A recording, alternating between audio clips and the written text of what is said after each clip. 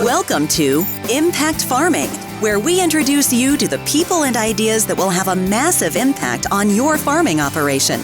Brought to you by Farm Marketer. Sit down, start the engine, and let's roll with today's show. Hello everybody, and welcome to the Impact Farming Show. We are so excited to have you back this week. We are at the Farm Progress Show in Regina, and I have a great guest with me, Eldeen Pozniak, and she is a Saskatchewan farm girl that has gotten into health and safety, and she did a great presentation about health and safety on the farm. And I know sometimes, as farmers, as adults, we roll our eyes, health and safety, right? But it's so important. You know, it's so tragic when we hear of those farm accidents. So it's so good that there's people like you out there sharing the message and reminding us. So welcome to the show. Thank you. I'm excited to chat with Eldeen. She shared a lot of great information. So can you share a little bit about you and what you do for a living? So I got into health and safety because of some of the things that happened in my life over the years. And again, I'm a farm girl. I grew up on the farm here in Saskatchewan. We were sort of a mixed farm for a while before we went directly into grain. So grew up around animals, grew up around equipment. By the time I was 11 years old, I could operate any piece of farm equipment. I'm not saying it was right. I'm just saying I was taller than the hired man. So you got to do the things that you know, when I look back in hindsight, may have increased the hazard and risk for not only myself, but other people on the farm. So as I journeyed through life, different things had happened to me. My first husband got his hand caught in a round baler, and all the trauma that went with just that incident that occurred, but how it impacted our life and our long life. And you shared that. Yeah, how it's even impacted us today, and that we're no longer together. When I look at incidents that occurred in my childhood on the farm, friends dying from rollover tractor incidents and so forth, it definitely, I think, laid a foundation piece for what I'm doing now, which is helping people identify the hazard, the risk, and make sure the right control is in place, and to challenge people's definitions on health and safety. And I guess that's why here at the Farm Show, I entitled my session, "What's Up with This BS, Being Safe on the Farm?" Because in the farming world, a lot of times we look at safety and we kind of go, oh, you know, it's just a bunch of BS. Or if people would just use their common sense, we wouldn't have to do all this safety stuff that's out there. And we need to be doing more. Absolutely. And you know, sometimes as farmers, we're busy, we're rushing, we're tired. You get complacent, and you gave an example of, I don't need to roll that sleeve up on one of the examples that you shared, and you said, okay, I'll just do that one more move, and then the sleeve got caught, and then the accident occurred, right? And it's just, we sometimes take for granted and get complacent, right? And I think part of it is that we don't take a couple seconds, a couple minutes to step back and actually look at the hazards that can hurt us on the farm. And then within that context, often when we're dealing with the hazard every day, all day, it just we become complacent or apathetic to it. Yeah. It's not that big of a deal. And we might not have been hurt more because of luck than because we're doing the right thing. But we need to go back and take a look at that. Identify what can hurt us, how big is the boo-boo, and how likely is it to happen, because you want to do more safety stuff. The bigger the boo-boo, the more likely it is to happen. And I believe safety needs to be reasonable. It can't bind us so much that we can't do anything or get our jobs done, but we definitely have to pay attention to that. And like you say, being frustrated, being tired, I just got to get this one more thing done. Rain's coming, gotta go. You got to make hay when the sun shines, right? That doesn't help when we're working in a high hazard environment to begin with. Yeah. So we have to take some time to make sure that we're in the right frame of mind and that we're paying attention to the right stuff. Okay. So we're probably going to think that we know all the hazards on the farm. but I'm going to get you to say what hurts us on the farm. What are those hazards? Electrical, it comes to mind right away. We had a great speaker on just before me at the Farm Progress Show here, Curtis Weber, who talked about being electrocuted while putting up grain bins. He's burnt over 90% of his body.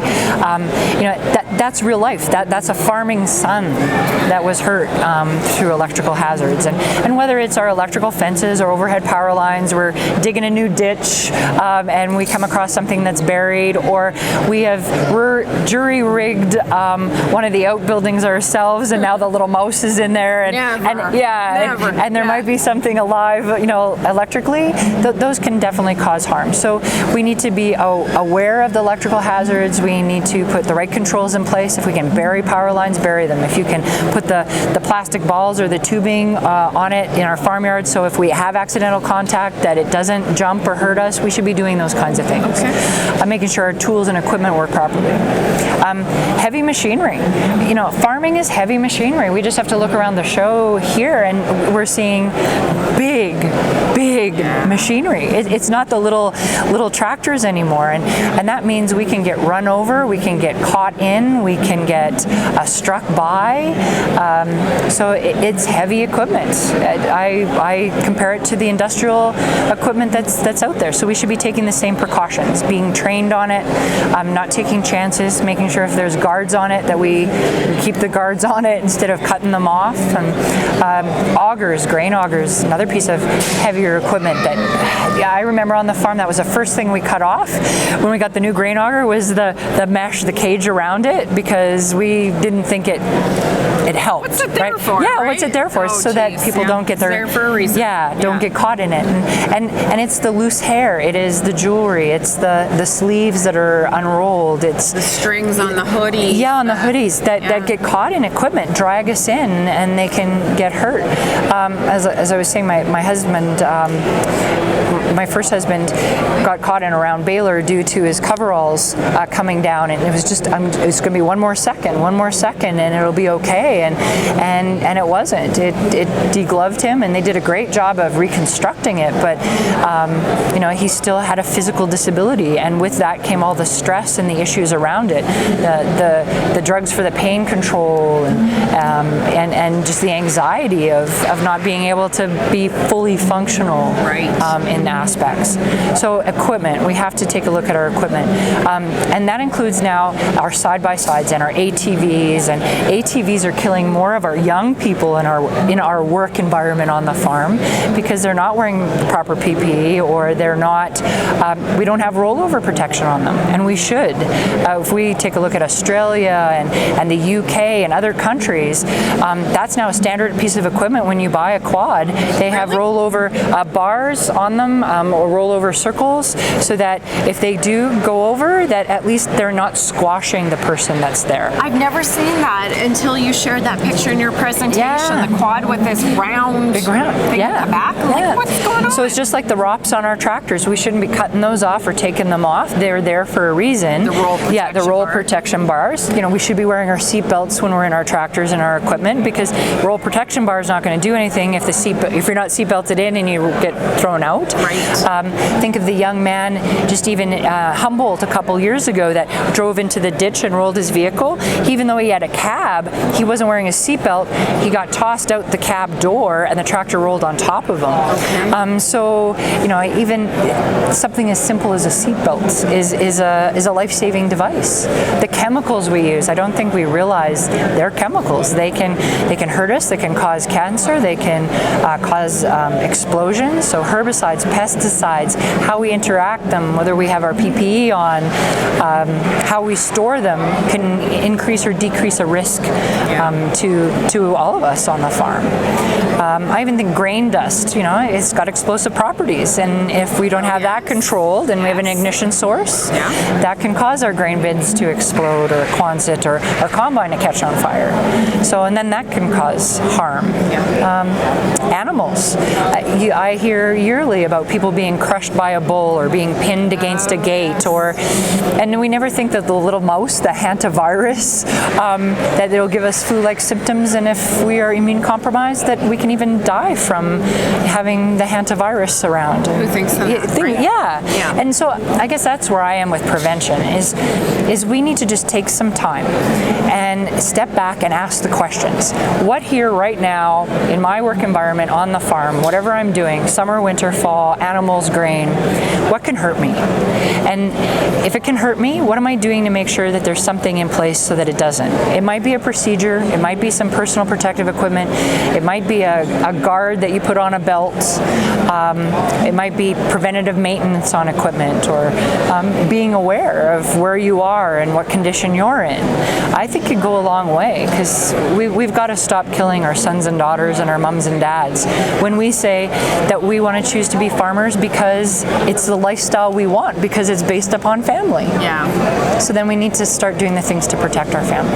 I agree. It's important. It's so important. Yeah. So important. So you spoke about what hurts us on the farm, and with each one of those, you kind of pointed out different things we should do to prevent it. So that's good. You shared a few really prominent examples in your presentation about safety plans, and the one that really jumped out at me, so I'm going to go there, is I'll let you share this story about the farmer and the incident and how long it took. Please share. So I have a friend who has a ranch out in Alberta, and they were actually doing some branding last weekend, and she posts on Facebook all the time about what they're doing and how it is, and great pictures of her kids and her husband, and they're out riding the horses and they're getting up the cows, and I found out the next day that her husband went down, and they phoned 911 because he was down. He couldn't move. He was hurt quite bad, and it took around 45 minutes for them to get to them. Not because the ambulance was 45 minutes away. It was because they didn't have GPS locations, and so they couldn't find where to go. The ambulance was driving around on all these different roads and back roads trying to get to them, and if they would have had just the simple aspect of, here's our GPS coordinates, emergency services put them into their information, into their systems, and it'll take them right to where that person is. So we need to have prevention plans so that things don't happen. Know your hazard risks, the right control, and take some time to put that together. But you also have to have risk mitigation, emergency response plans, so that when things do happen, that our people are taken care of quickly.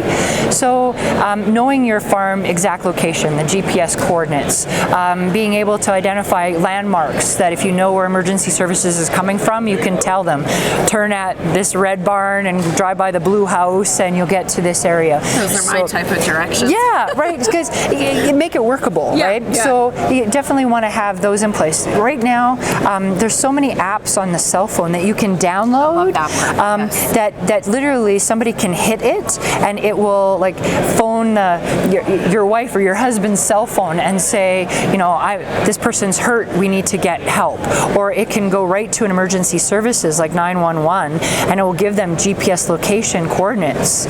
So there's a lot of these working alone apps that you can get that are for the farm quite reasonable. $3-4 a month subscription to it, and to me, $3-4 a month, I can't even buy a cup of coffee for that anymore, right? And having that on my phone, if I know that somebody goes down or they get hurt or they don't report in when they say they're going to report in, that they could get help, is a peace of mind. Yes, right? Absolutely. Yeah. When you gave that example, it just really jumped out at me, and I'm a little bit ashamed to admit we all have our yard markers that gives us our yard number. I forget what that's called, but they need that if emergency was to come out. I'm ashamed to admit that I don't know that number, and if I was on the field, call it half a mile away, we were in the bush doing whatever, I wouldn't know what number to tell them. So I'm a little bit red-faced, and when I go home, I'm going to memorize that. But that, and then the app that you said, I'm not at home all the time.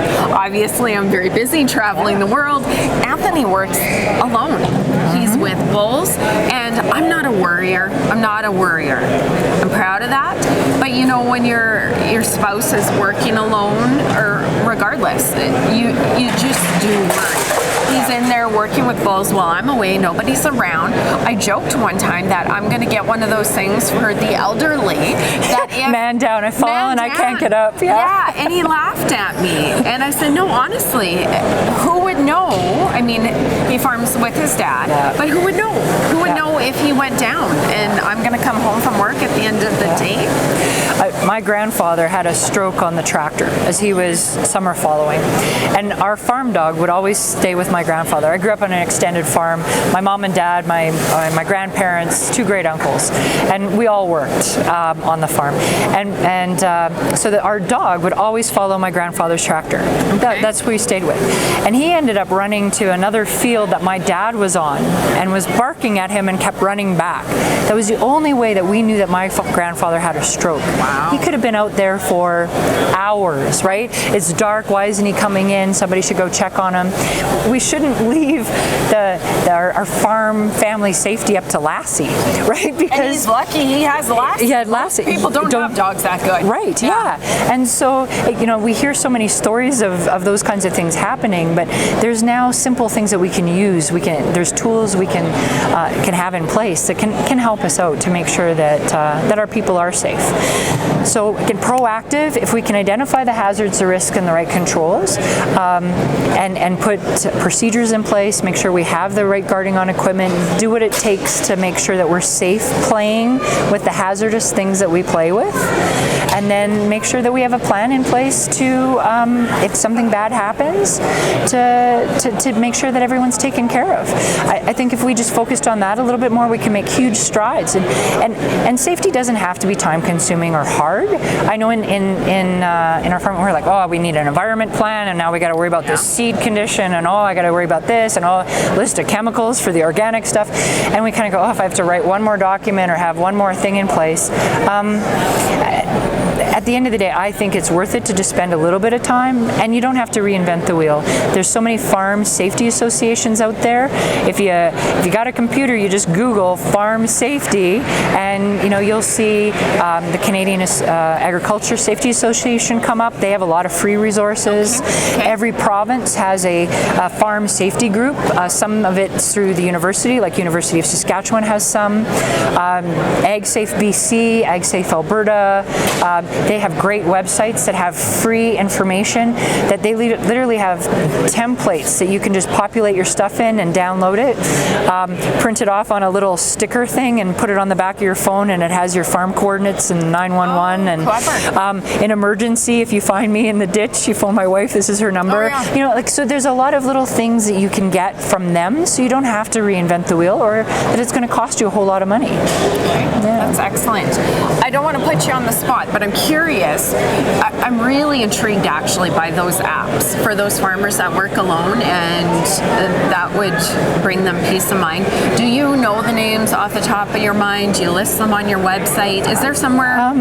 They were in my presentation. There's so many of them out there. OK Alone is one that I often see work. I'm just trying to think of some of the others. I apologize that I can't. You know what? I put you on the spot. And that's okay. I thought of how we can do it, because I just want to make sure that the audience gets that, because I thought it was really clever. So we have a show page, and on that show page we can put show notes. Why don't I grab those apps from you? So when this goes live, it'll be in the show notes for the farmers. Excellent. Okay. And why don't I give you a copy of the presentation that I've given here at the farm show, and then we can put it in, and if people want to download it and take a look at it, then they can do that as well. Thank you. Yeah. That's a great presentation. So that is excellent. Okay. I'm going to work to wrap the interview up. Thank you for spending your time. Do you have any last words of wisdom, caution, encouragement for farmers when it comes to farm safety? Why people choose to be in farming or to stay in farming is usually because of the lifestyle it brings us. Right? We're close to the earth. We see this. We feel the sun in our face, the wind in our hair, the cold snow blow against the nose that sticks out of the parka, and we do it for the life that it gives us, and that's usually based upon family, and it's based upon good times, and it's based upon doing what we feel is right. And so I think that that's the foundation for health and safety. It's about the husbands and wives and mums and dads and sons and daughters. It's about doing things so that we have safe, sustainable farming, and safety has to be a part of that. Excellent. Those are lovely words of wisdom. If people would like to connect with you, can they find you online?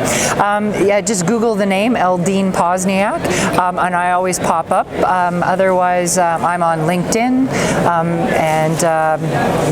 my email address is eldeen@pozniaksafety.com, which is ELDEEN.